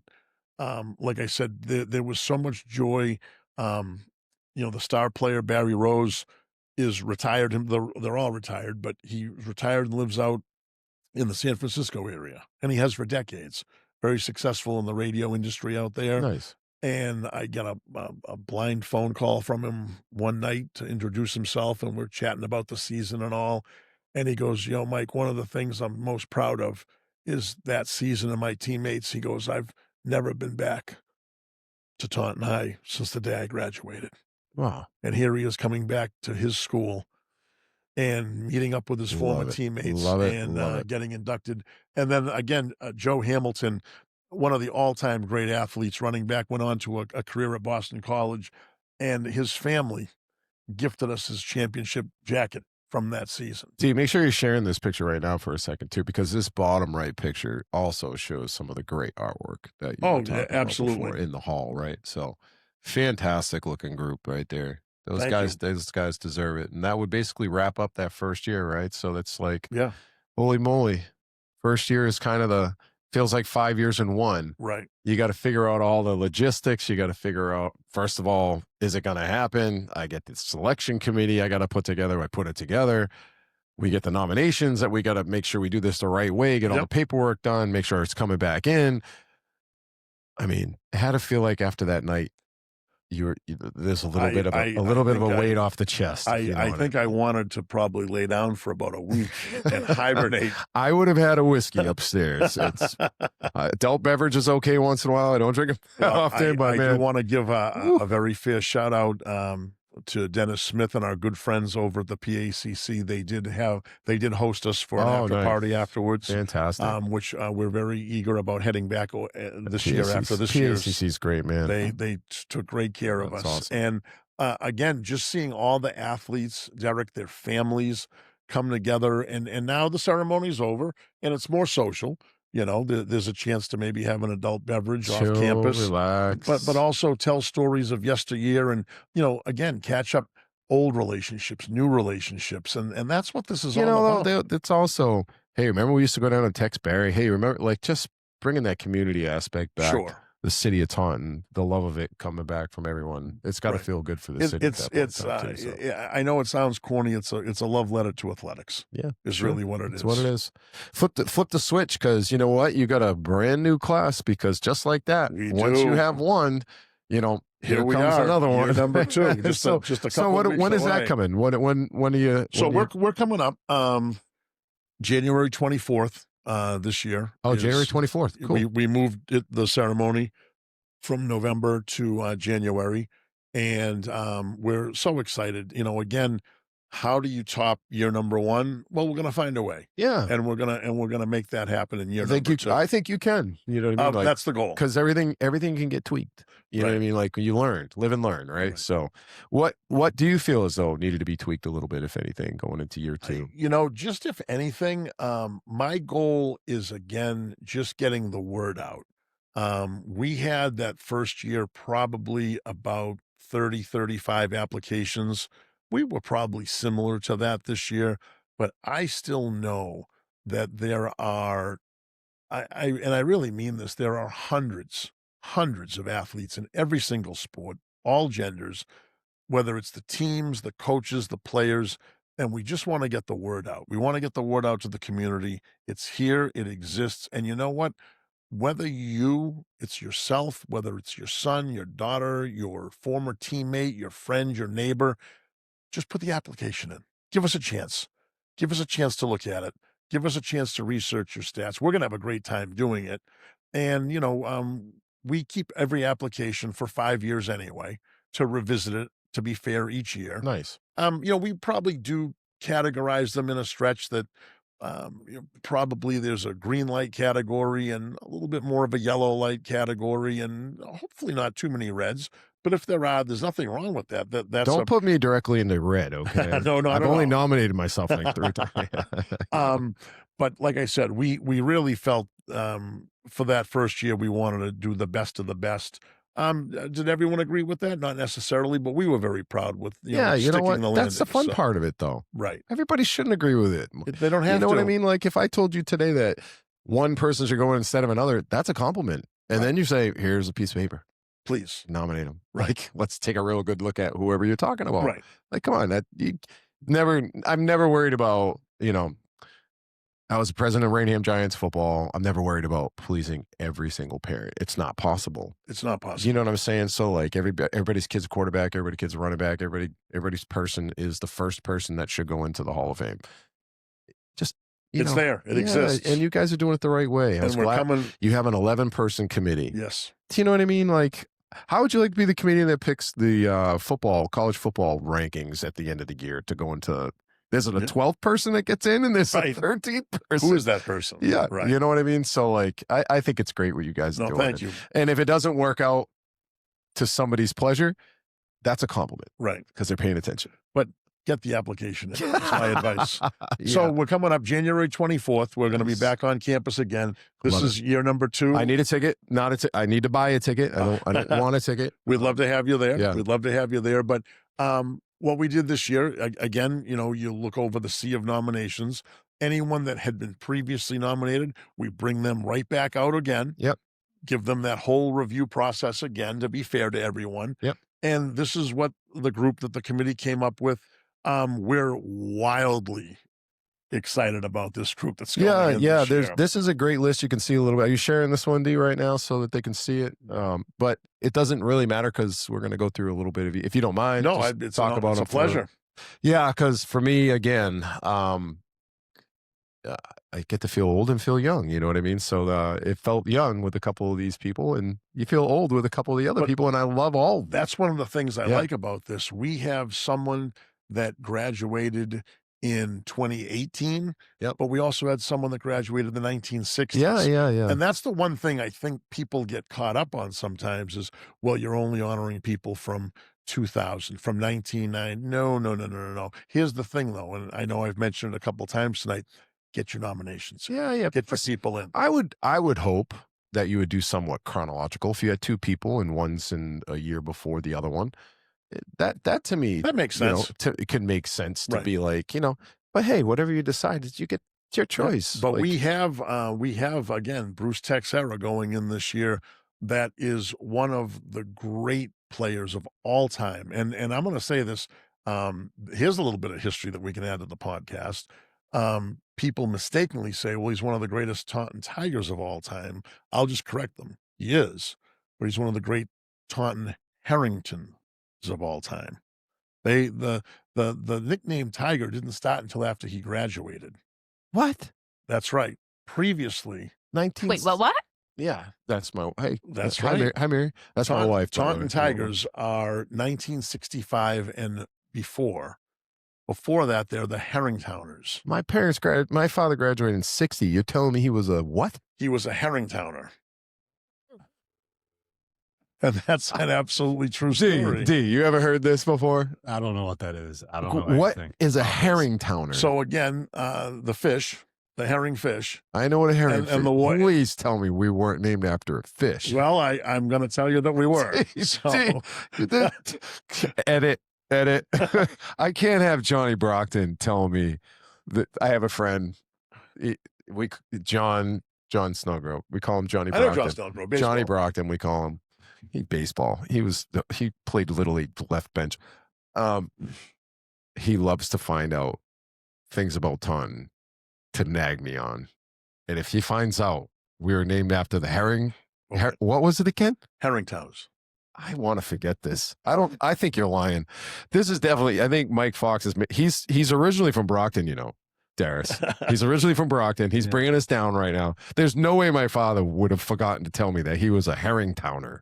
I guess he never brought it up. Holy sugar. The Taunton Tigers moniker did not come into existence till 1965. And he was 60 what? 64. Yeah, take him off the list. He's not a Tauntonian. He's a Herringtowner. And how did that name come about? Do you know? Do you have a history behind the name?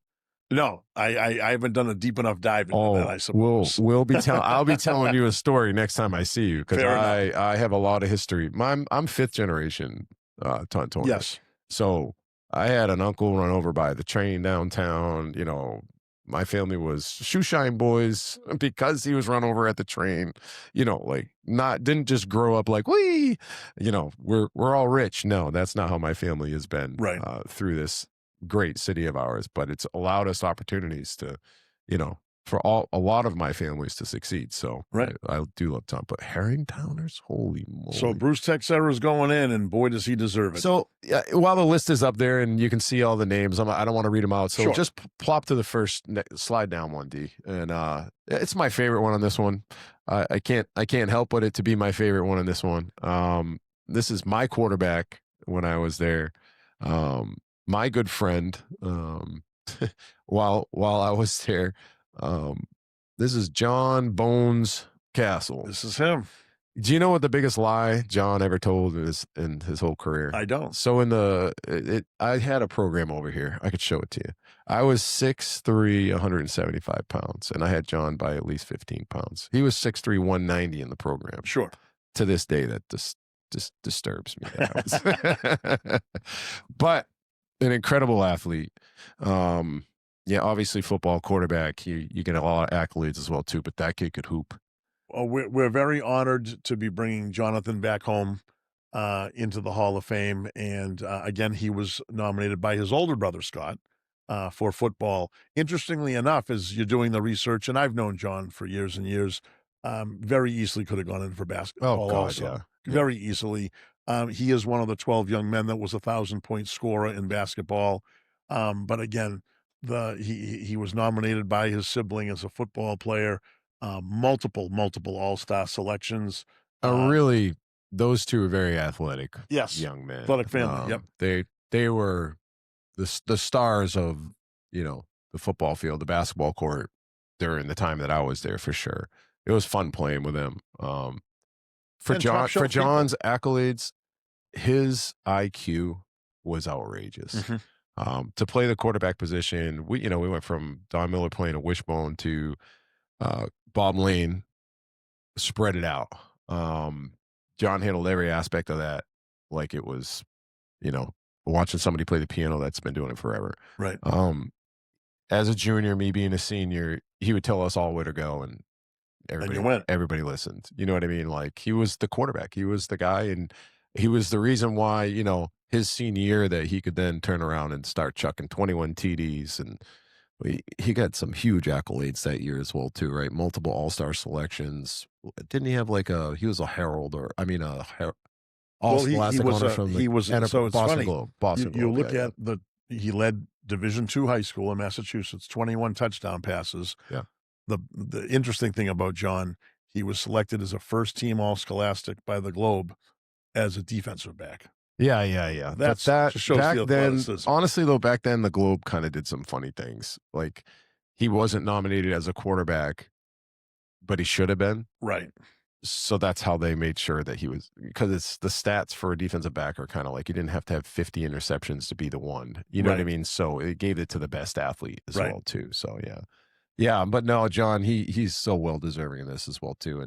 And you know, for our standpoint, when I was a senior, he led us to the first win over BR.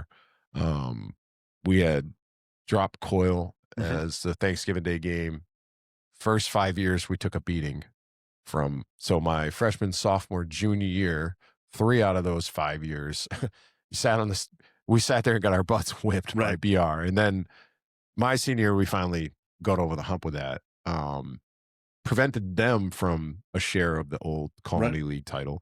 And then the next year, in John's senior, I know he just went off. He did, and that was the first Taunton Old Colony League championship. And then he not only beat BR, but took his team and with some really good athletes on that team as well. Excellent. So excellent players. Fun people to be with. And as you can see here in this picture that I threw up, this is from my collection on the bottom right over here, right? But like kids like Kevin McCone, you can see 77 over there, God rest his soul, passed away. Big dude. And that kid right there, he would go to practice every day, 300 pounds, could kick you in the helmet. He was very light on his feet. Heck of an athlete. Scott's on the far left. Richard Dwayne, Richie Carter's in the middle there with the flag over his head. Jeff Marsden's right to the left of him in the front. Chris Brady's in the middle in the yellow shirt. And John's behind us because that was always John. Like, again, we're all seniors and there's Bones. Right. He's just in the mix. You know what I mean? He was easy to get along with. Very, like I said, very. I remember another thing about John that always kind of threw me off was if you went to the gym when he was shooting hoops, there was no ball return machine or nothing. Right. He would beg you, can you just 5 minutes? Can you give me 5 minutes to pass the rock out to me? We talked earlier about being a gym rat, and he lived it and he loved it. Yeah. And I'm going to say this about John, and I've known him from years from the YMCA and then now as adults. I would say out of everyone coming to the ceremony, and again, people whose families are coming, the family they've created, their siblings, their parents, if they can, I would say this year's class, no other person coming on January 24th has more former teammates coming than John Castle. Oh, of course. And I've told you I've heard from. So for my opinion on this, I get one. I'm always deserving of one. Darius, I get an opinion, just want to tell you. Scott's a better football player. And that's okay. You get to elect who you get to elect. Maybe John didn't nominate Scott. John's just that guy that everybody could be behind. Sure. The quarterback is, as you know, going to be the MVP of the NFL for the 50th straight year in a row. Scott was a better football player. And quite frankly, Darren Pina in those generations, God rest his soul, he passed away, didn't play our junior and senior, was the best football player in Taunton. Everybody knew it. So it's not so much that John had to be the best football player on our team at that point in time to be the best leader. And I think he was one of the best leaders as well, too. So, but that's very cool. Let's flip the switch. Let's move on because we got some cool people here too. Because I think the next one is the other name I saw on the board 5,000 times, man. Oh my goodness! So this is the king of the short track right here. The 200 meters, the 300 meters, the long jump, the 100 meters. This is Christine Core. She is phenomenal. I mean, again, you know, it could have very well been a coin flip, you know, for the committee last year. Because Christine had been nominated last year. Also, you know, again, the committee just felt being year number one, we'll just go ahead and put in one, and then hopefully, respectfully, next year number two.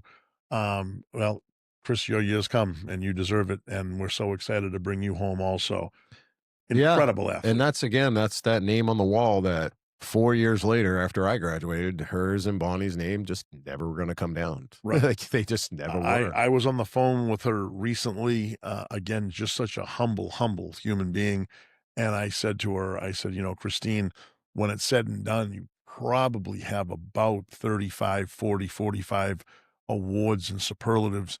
I don't know which 10 to pick. That's right. For your plaque. Could we work together on that? And she was so humble. Yeah. And that we worked together to pick the best 10 or 12. 12.6 seconds on the 100 meter. But I remember her going to Northeastern back then was huge. Yep. Like it was one of those, wow, Northeastern was a running Mecca. Track and field mecca. To this day, I think they're still really very good successful in athletics. Yeah. I got basically a niece that's going there right now running for them, and it's like a factory. You know what I mean? So yeah, I'm super proud of her to be able to do that. Know the family very well too. Her sister Melissa, her brother Peter. You know, just good people. And in regards to, you know, the family growing up and one of my favorite things, Tonian. you know, you look up and there's Christine Core in the audience last year for Bonnie. Of course. And here's Bonnie coming back again this year for her. Those two, I can only imagine. Right. You know what I mean? Like they Barry never had a run on the phone coming to induct us. That's awesome. I mean, that's just something. They never had a run against each other, and they're always there cheering for each other. Right. You know, that's pretty cool in that sport. Our two great bookends. Yeah. Let's flip the switch there, D. Oof. Where are we at? Oh yeah. My goodness. She's unbelievable. Kaya Enos. She is the triple threat. Dun, dun. Wait, we got to give them their music. We should have Star Wars coming on here, D, right now, because here they come. They are relentless. They are the softball girls, man. But again, go ahead, Kaya. Well, you know, the funny thing about Kaya is I've known her and her parents, Michelle and Troy, who were just incredible local folks. You know, I met her as a youngster at the YMCA. I was aware even back then, before I left to go to Taunton High, of her athletic prowess. When she got to Taunton High, again, and we're one of the few schools that does have the 5 grades, 8 through 12. And I don't mind saying this about her. It was a feeding frenzy with every sport going after her. Volleyball wanted her, track and field wanted her, cross country wanted her, basketball wanted her, softball knew they were going to get her. I'm still to this day, I'm overwhelmed. Well, she played field hockey with my daughter. We got her. That field hockey got Kaya Enos. And again, I had mentioned this earlier about someone else. Kaya very easily could have gone into this Taunton Athletic Hall of Fame for field hockey itself. Seriously. And she was that great of a player for us. She played strikers with my daughter. But I'll tell you, she is one of the all-time greatest athletes in the school, one of the all-time greatest people. But her softball superlatives are off the chart. And I don't mind saying this, when I met with her family too, because I'll go sit with a family and interview them also, as we're doing our research, our due diligence. We're going to look through scrapbooks. We're going to look.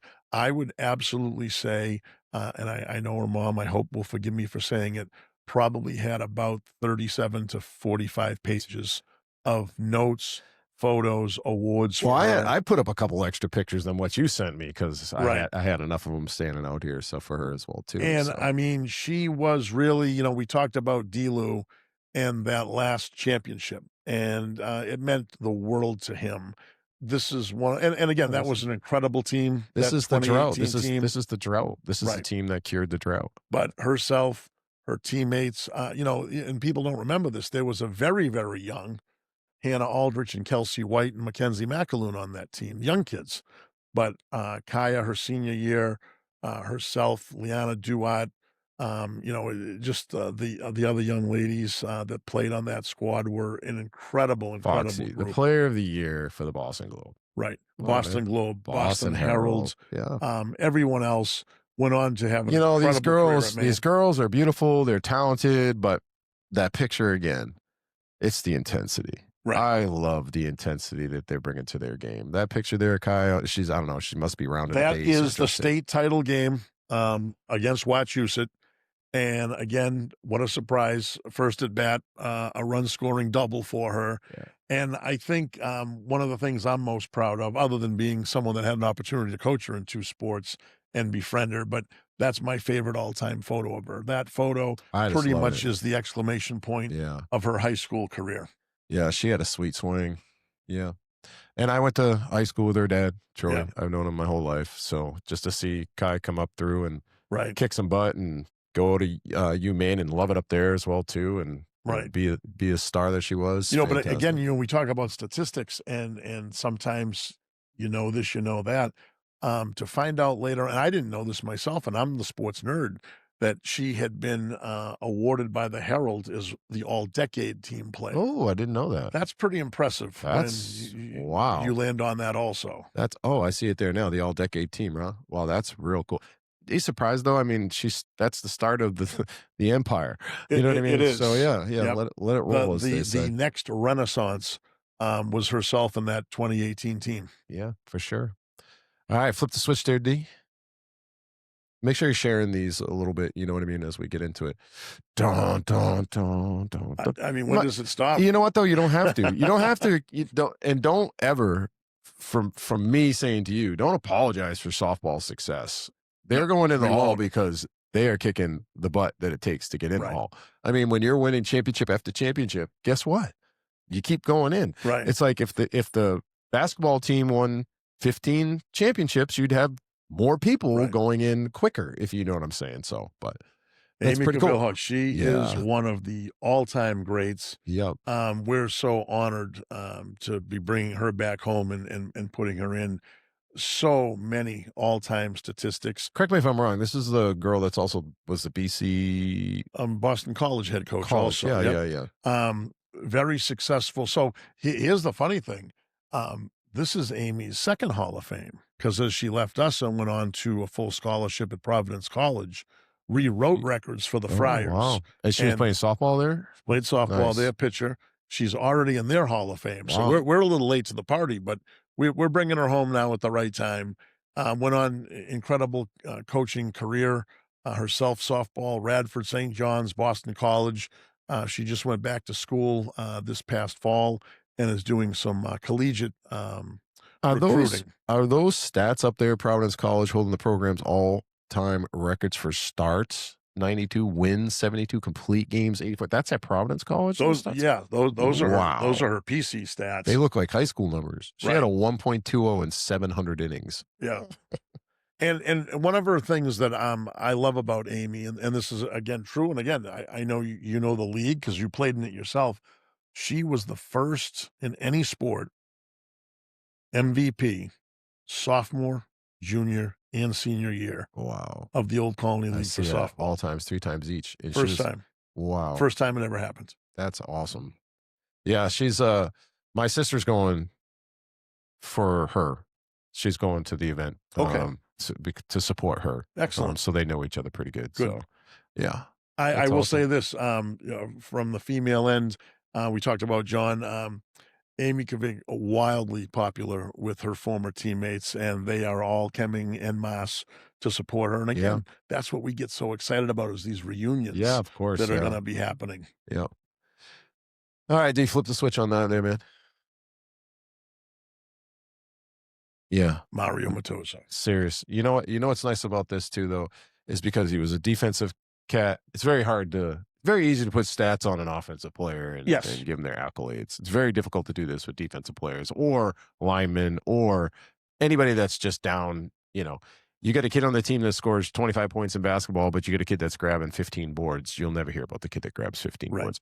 That's what I loved about this too. Right. You know what I mean? I love the fact that there's a guy in here that everybody knew was a football stud. Yes. Everybody knew this kid was a football player. He was a rock. Like for me, when I played, yes, John was really good and Scott was just tailback and had all the.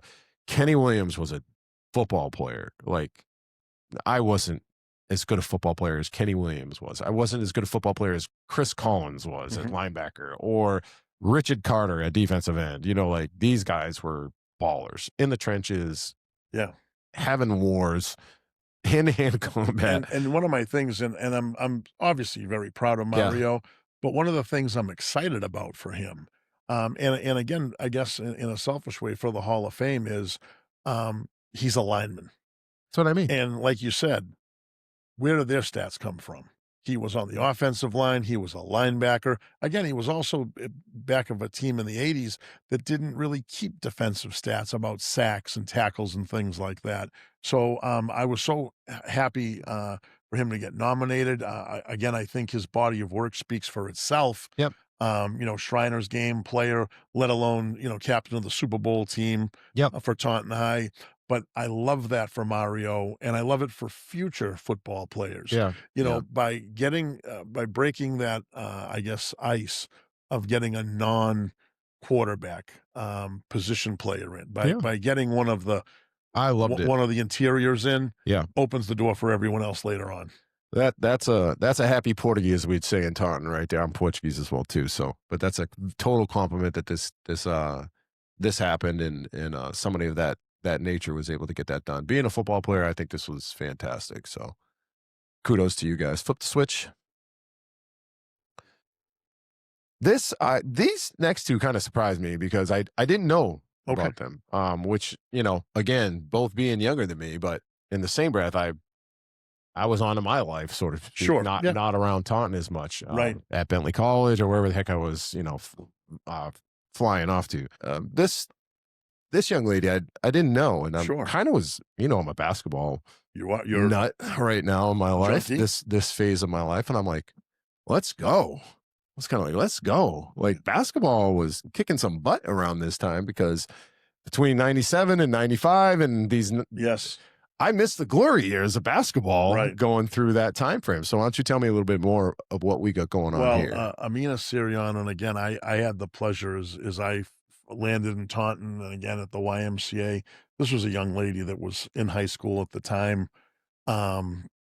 She was a Y-rat. Again, we use that term as a labor of love. And whether it was playing with the Iceland Friaries or the rest of Kendra or the rest of her crew, or even playing with the fellas, playing with the Matt Thelkers and the Chris Cunninghams and all them, one of the great compliments I could say about Amina is this girl could ball. And she was incredible to watch. She was such a leader. I believe one of the top players of all time at Taunton High School. She was the first to score 1,000 points. I love that. First. That's tough. Pioneer. That is first. Tough. I love it. Finished with 1,176 She's got points. brains on her shoulders. She went to Stonehill, I'm reading here, right? But look at that, 909 rebounds also. Almost a double-double. You know how many times they count rebounds for when you get one? It's only one. Right. You got all 990. It's not 2 points at a time, 3 points at a time. It's one. Went on to have a very, very successful career at Stonehill College also. Skyhawks. Again, tragically, she passed away back in 2003, but still remembered to this day as one of the all-time greatest Tigers. We're so excited. Another one with that beautiful smile and then the intensity on the floor. To me, I love seeing women in sports just getting that intensity level out and bringing it to their sport, because I just think that's what makes any athlete. Yep. Great. When you can do both, man, it's just such a awesome. Great track and field athlete also. Yeah. Again, as we say, the folks in our Hall of Fame are generally nominated and recognized for their number one sport. this young lady would have gotten into Oh, track yeah. and field also. Yeah. Yeah. Real cool. Let's flip. Yeah. So this was, I loved reading. Again, this is, giving it a little bit of that old school feel to Yes. the program, right? But my gosh, This he's is it. not this picture down below of this gentleman, Bruce's legs and arms. Yes. He could play right now. Like he could play anywhere right now. Like he had to be an absolute. So again, there was nothing looking like him back then when they were no, playing no, around no, here. no. And we're so happy for him, for his family. But, again, in doing the research, in, meeting his wife, his adult children, his grandchildren, um, you know, Bruce was at that very unique time in the 60s where freshmen and sophomores weren't allowed to play varsity sports. They weren't even considered. It wasn't allowed back then. Right. It was not allowed. That's right. In sophomore year, it was very you had to be rare. a junior or a senior. Yeah. So that he was, and again, let's think about this. He was a 4-year varsity player. He was a 3-year varsity starter. He was a 3-year varsity captain. Wow. In an era where that wasn't done. Wow. Is this him with a mustache in his Taunton uniform? So that mind is you, him. he has the greatest number of all time. Number 24, by the way. Yes, sir. He might be coming up into this place somewhere. That is the favorite number of your host here. So that is Bruce in his senior year. He is a house. And as you see, another pretty succcessful guy from Holy Cross, also Hall of Famer Bob Cousy. Bob Cousy's in the house. He's actually making Bob look small. And I don't mean height wise. I just mean he looks jacked up. But over 1,369 points. That's insane. First 1,000-point scorer in Taunton High's history of either gender. But one of the absolute incredible statistics is, again, right down at the bottom of that. In 1964, the official high school basketball magazine, which is a nationwide magazine. Time out, though. Yes. Like, back in the day, a magazine, a newspaper, that was it. Oh, that's your communication. That was the sports Bible. So if you got into the newspaper, even in my generation, that was like, wow. It was important. But if you made it into a magazine. Color or not, and it was the 64 one was color. That was insanity. Right. Like no one got into magazines. Right. Like you know how much you had to pay to be in those magazines back then? That was the only place to advertise anything that you wanted to. So if your name or some kind of article was written about you back then, that I looked at that as a. So the senior captain of Taunton is recognized nationwide. And is one of the top 200 players. I've seen the magazine. The family owns a copy.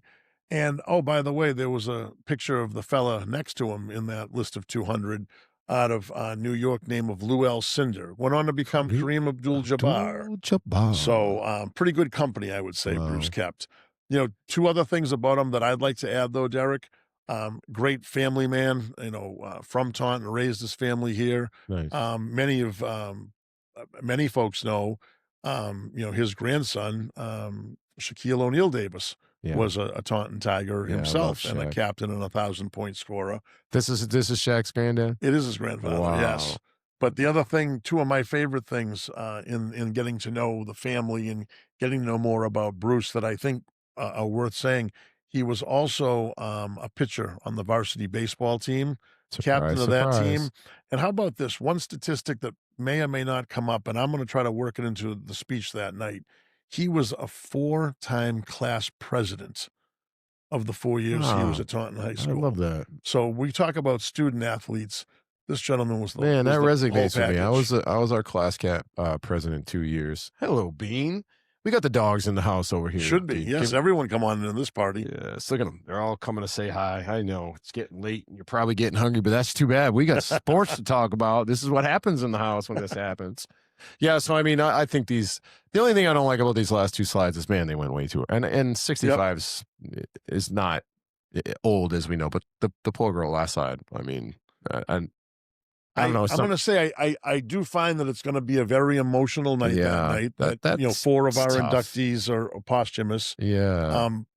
that being said, they deserve to be there. We're course. thrilled that they're going to Yeah. be there. Their families are all going to be there Yep. representing them, and I think there's going to be a wave of emotion. But both congrats to you cheers and guys tears. for, you know what, you probably look at it and go, oh, dude, how many people am I going to get at this? And you know what? It doesn't matter. It shouldn't matter for these people to be inducted in when they should be inducted in. Doesn't mean you never induct them, but it's great that they're going in at the time they did and that you guys made these kind of selections. So kudos to you and, Thank your, you. and your crew for getting that done.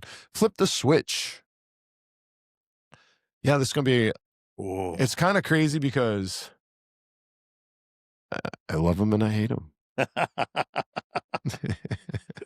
You know, I'm a kid. I'm 10 years old. I'm on the sideline, and Punk Almeida. Terrified. Punk Almeida is going up and down, and we're winning, and we're winning, and we're winning. Right. And then he goes to the dark side. Right. And that's when I was there. Sure. 5 years in a row of Punk Almeida beating our butt with the Trojans coming over to beat up the Tigers, and it's our coach. And there were so many people that. And that's how much respect this guy had. Right. And that's how good he was. Yes. He went from making Taunton High a dynasty to walking over to a couple of feet away. Derek, anywhere he landed, he had success. Of course. And look at these photos. I mean, Yes. if that's not Taunton High's own Woody Hayes, I don't know such who a great, is. And he was a great coach. I mean, back in that day, you need to have, again, it's still different generations. You need to have that. You got to keep everybody in line. You got to have that whip. But you also then still had to be able to get them to believe in themselves to win. Right. Right. And it wasn't always just a whip that got that done. And I think he had a great balance of that. He was very rigid from what I know and from people who played for him. And he was very tough if you were not buying on to what he was selling. Right. But in the same breath, if you did it all, he was there to tell you this is what it takes and you're doing it. It yielded success. Yeah. Yeah. He won multiple state titles through different schools. You know, one statistic. Has anyone else though coached football for all three? Again, BR, Taunton, Coyle? No, not at all. No, not even close. Right? No, that's how good he was. Pioneer in this area. That's why I was like, that's insane. Right? Like, you know what I mean? I know Coach Lane was an assistant coach over at Coyle, and then he was at and Coach Cunningham's made the circuit. But and many all of them three of them at the head coach position, I've never seen that before. And everybody wanted him. I remember when Coach passed away in October of 2021, not too many years ago, and I was asked to give a speech at that evening's Friday football game, which was a great honor for myself. But, you know, again, I'm doing my research. This will be the 7th Hall of Fame that he's been inducted into himself. Wow. The 7th Hall of Fame that he's been inducted into. So he had his own accolades for an athlete.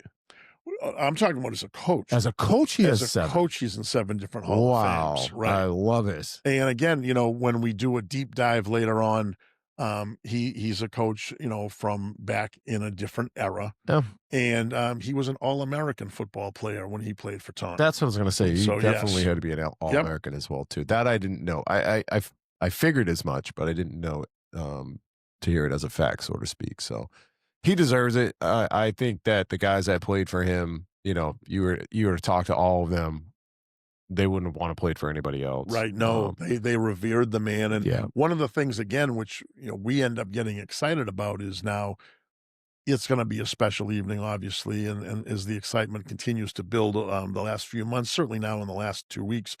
But again, we're talking about community. We're talking about reunions. So here's the 1980 coach going in. Here's the 1980 team going in. Here's the captain, Mario Matozo, going in. So it's almost a class reunion. That's cool. 45 years later for this group. Yeah, they've had a good 2-year run, seeing Pitt win in the first year. So flip the switch, because I know who's coming next. The man in the field. There he is. There's the pioneer. Yeah. So it definitely deserving of this for... This is Coach Jack Tripp. Dun, dun, dun, dun, dun, dun. He's got to be considered one of the people to get this thing going. Oh, we're not where we are today without Jack Tripp. Won what? 1 title? He did win 1 title. One, yes. Right? Yeah, one of the first one. The first one. 10 titles. And the first one's the most difficult. 312 wins, 57 losses. Yes. It's fantastic. And again, over an incredible career. Also, a highly decorated athlete when he was in Taunton Yeah. High himself. Went on to a Hall of Fame career in athletics over at Bridgewater State. Yep. Came back as a teacher and an administrator. He was in Canton. He was then obviously in Taunton, where he had most of his success, obviously. The old colony back then too, where he won 13 titles, was it was the rough and ready. it was it was tough. Right. You had to be doing something right to win those. So yeah, and then I think, you know, knowing his son Danny as well as I do, I actually coach his son Logan right now. I think the proudest thing to pass on is that you have some good kids and they have some good kids. He had, 4 children himself, let alone the grandchildren. Yep. Again, folks are aware we lost him this past November. Yep. But 89 years old, as it says up here. Yep. But he, again, similar to Scott Mitchell, he knew that he got in, which is important, to everyone. And again, one of the great legacies of all time, for decades, that Taunton High School softball field was named after him. You see that down there? Well, that's the new field that just came out last year. That's the new $3 million field that came. But again, it's still Jack Tripp Fields. Yeah. And certainly well deserving. Again, one of the great honors and pleasures of my life. The photo on the far right is we hadn't even opened the field yet. We were still finishing the last couple steps of construction. But the sons, broke him out of the house one afternoon during April vacation. They brought him down on the field. We took him out, as you see, out in the middle of the field on the tee. I sat with him in the bleachers and talked to him for a couple of minutes about stories of yesteryear. That's awesome. It was one of the great memories I'll always be able to keep with Coach Tripp. I think it's great. Yeah. So Massachusetts, he must have been so happy to put that hat on, because that was towards the end of his career as well too, when they finally got that title done for him. And still, it still came every season to the playoffs to watch the girls. Very cool. Flip the switch, because this is it. This is the last what's going to be going in, and I love it. I think it's cool. This is, like I said before, these are all the guys that I looked up to when I was a kid, being 10 years old and looking at these guys out on the field, and it kind of gave me that first passion and kick to want to play football. And you look down here, and I think what caught me about the 1980, excuse me for not saying this first, the 1980 football team is the team that's going into the Hall of Fame this year for the team. My personal thoughts on this is just looking at the scores. 20-8, 19 to Goose Egg, 35 to 14, 21 to Goose Egg, 27 to Goose Egg, 32 to 6, 31 to 7. The highest points. It's always so crazy. The highest points, Coyle. It's right. And they still put a good beating on them. Was it 39 to 20? It wasn't a close game, I don't think, as I recall. But then to go to the Super Bowl. Yeah. And this is when only 2 teams went, D. There's no playoffs. There's nothing. There's no you 7 or 8 champions anymore. You're either it. You were the it team, and kind of had to have some weight behind you. But I remember they were playing Lynn Classical. I was there that day as well too, and it was not close. They kicked their butt. It says 21-0, but it wasn't. It was over almost quickly in that game, and it was so much fun to watch too. But some of the names that are up there, like you said, co-captain Steve Munir and Mario Matoza, and then all the boys that went on there. But when you look at the names, it's kind of funny because you can see a Tripp in there as well too. Yes. Barry Tripp, I remember. Yeah, and obviously, this is my cousin David and Kenny Gomes. I can see Texera's up there as well too. Ed Correa. Eddie Cat Correa was Carl so Fisher, good. Eddie Cat Correa was a tight end beast, and he was he the same age as Pitt? Are they the same? He went to Northeast. He went to Northeast. He was a year younger. He went to Northeast. He went to Northeast and had an incredible career there. Yeah. Had a tryout with the New England Patriots. Right. Yeah. Yeah. Like insane some of these names that were up there as well too. And when you got that popularity back then, it was because you were doing something great that everybody couldn't ignore. There was only 3 divisions back then. You're either the 1, 2, or 3 champ, depending upon the size of your school. Yeah. And there was 3 papers. That's what I mean. right, Like it's like if you were getting all these accolades, man, that was it. There were no other. But that team was a wagon, and they're going in. And it's funny, you know, we've been in touch with them, whether it's phone conversations, Facebooks, texting. They're coming out on the 24th, and I think they're going to have some kind of reunion that night. They Really should. do. They should. They've got some good people up there, and I'm sure they'll have a hell of a night just talking through all the craziness that comes with a season like that. You know what I mean?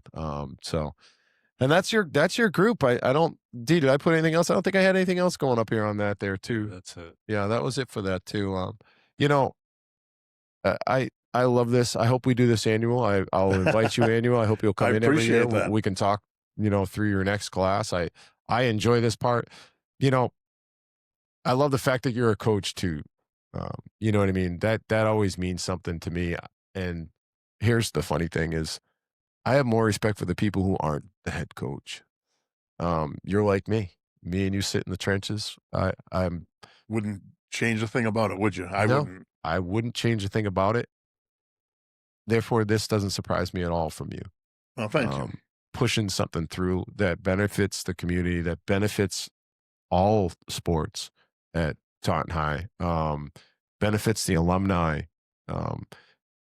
the school itself, the decor, walking through a hall, having a dinner at the school instead of at some place. You're doing it all right, in my opinion. You guys have helped elevate, again, the school, not yourselves. And to you, Mr. Foxx, I think that's an amazing thing that you're doing. You give your voice, you give your time, and now you're giving back. And those 3 things are a deadly combination for you. Well, thank you. What else you got for me? We're getting to the end here. We're coming up, you know, like I said, January 24th, our second one. But the work doesn't really stop long. We've already got ideas about next year. You know, we have 16 championship teams over the years. And again, I know I've said it a couple different times tonight. Folks, please reach out to us, contact us, Facebook, Twitter.